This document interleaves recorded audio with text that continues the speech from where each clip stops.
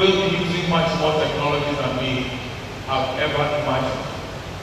Just think, for those of us who have prayed a little bit, and with all due respect to our elders here, His Excellency, Mr. Ambassador, and my very senior colleague, Chipakile, who are greater than many of us, when they started, how many computers were in the business? When I started 30 years ago, computers were a dream. If you look at what I've written, one of the things I sought to do was to position ourselves in the industry within the context of how Africa is changing. Now you've heard all Africa is well, the poor people and all that and all that. 6 of the 10 fastest growing economies in the world are African countries. 6 out of 10. Nigeria is one of the fastest. Nigeria, yes. And I read and hear all the discussions about where it's not affecting the man on the street. The man on the street is also having a cell phone, which he didn't have 10 years ago. Right? But we don't think about that. We think, oh, computers are too expensive. How many people here will buy a computer to read a book? We won't. But think of the number of people who have a cell phone. Is there a way we should begin to respond to providing material even there? And you're going to say, well, the book is 200 or something pages. So is there a way we can produce something shorter? So,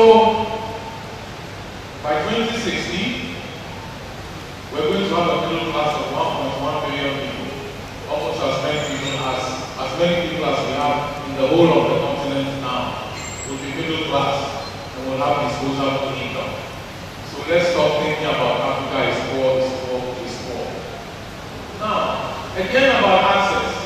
ICT, Information and Communication Technology broadband, is expected to rise to cover 99% of the population within 50 years.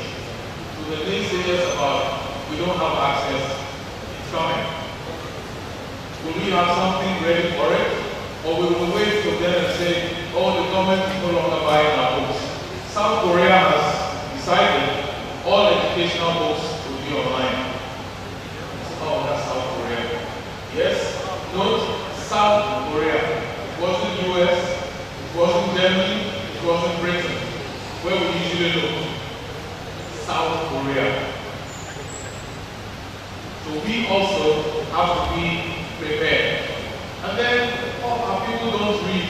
Adult literacy will reach 96%.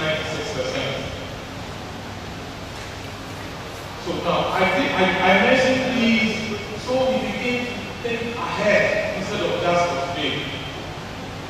The farmer plants not to reap tomorrow. But he waters and tends his plants. And when the harvest comes, it's a big harvest. But it starts often with 1, 2 seeds in the hole. That's what we should begin to be thinking about. Then also, I want us to look at the challenge we actually face. We have so much of our material being produced a little beyond what was very, very old school. We've moved away from the hand corrections. We're doing almost everything on computers. But then what do we do with the material after we've gone to print? Again, at the risk of somebody saying I'm promoting a particular organization, I will just read this without telling you who it is, go around the book fair stand, you will actually find a stand and the company that says this. We will manage your content to give you a zero inventory solution by digitizing, printing, and delivering ebooks and ebooks. What are ebooks? Print books. Now we have the word ebooks. Now we don't think about print books and ebooks. Ebooks electronic. And it says to fulfill the client's requirements. This is what I like next.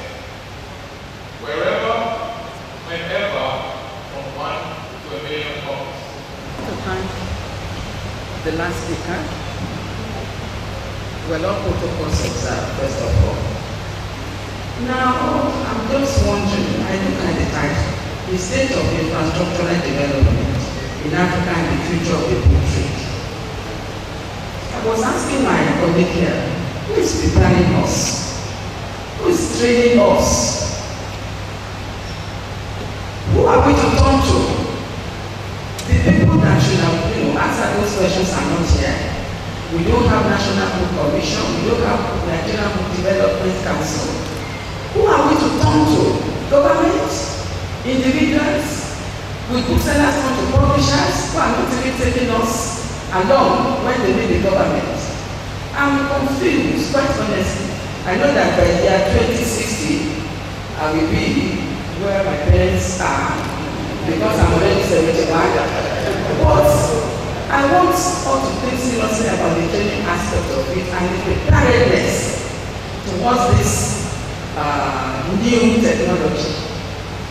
Because many of us don't know much about it. Each time I see my grandchildren, I say, what is this? Mommy, this is Grandpa, this is Kingdom. I said, okay. They play with it, but some of us, we are ignorant, particularly the young ones.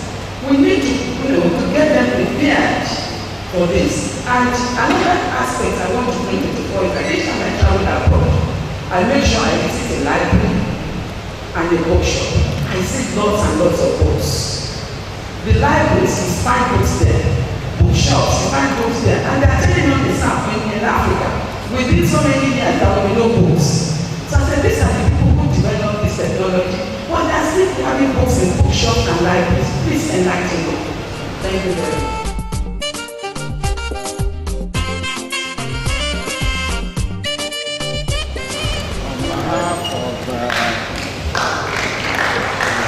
Colleagues, these are people who like to regard you coming.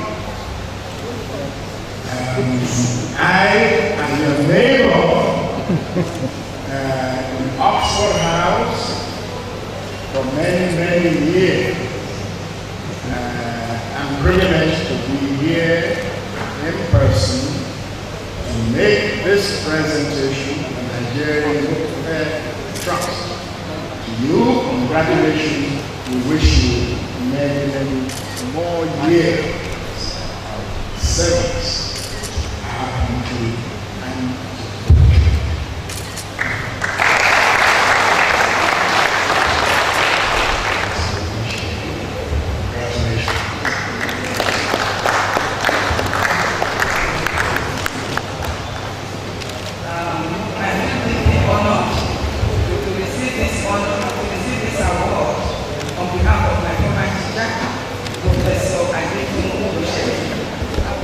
we appreciate all the contributions that have been made, efforts will be made to ensure that all the suggestions that we received here today will be passed on to the appropriate authority. On behalf of my amiable chairman and the board of Nigerian Book Fair Trust, I want to appreciate everyone that has taken part in this program today. We thank you for being part of this program because, like I used to say, without you, we cannot anywhere to be found. So we thank you. I want to thank people on the ITV for honoring our invitation. And we are also looking forward to also meeting you again next year. And I want to appeal to you to please visit Multi-Purpose Hall because that's where exhibitions take place. Thank you and God bless you.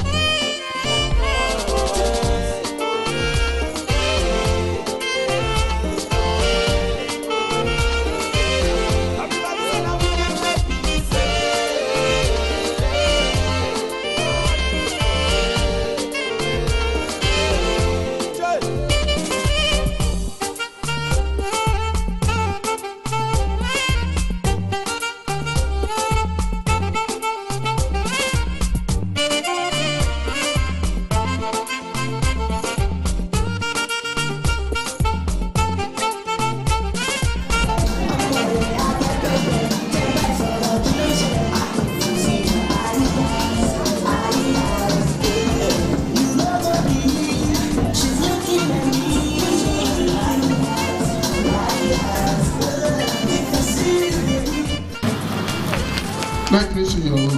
Very interesting answer. The guy is that you write.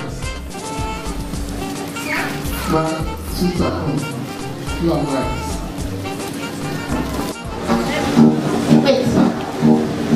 Truly, my country is great. I now see reasons why I must not leave my country. Our culture is our pride. Adole Dabile.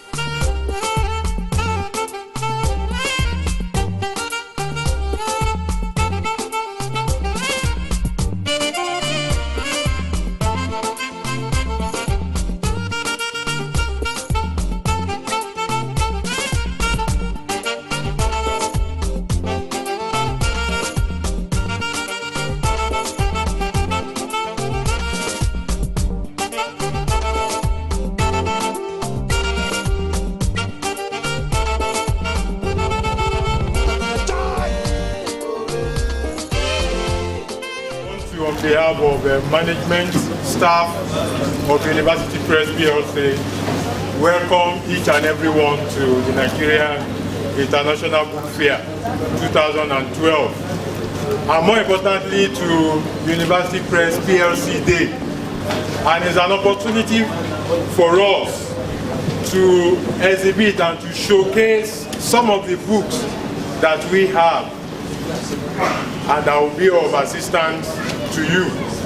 We are in a society where everybody is just reading to pass. Certificate is now the order of the day. People don't read to understand what they are being taught. Another good quality of Maganaya was that he was brave. Thank you very much. Maganaya was such a brave child.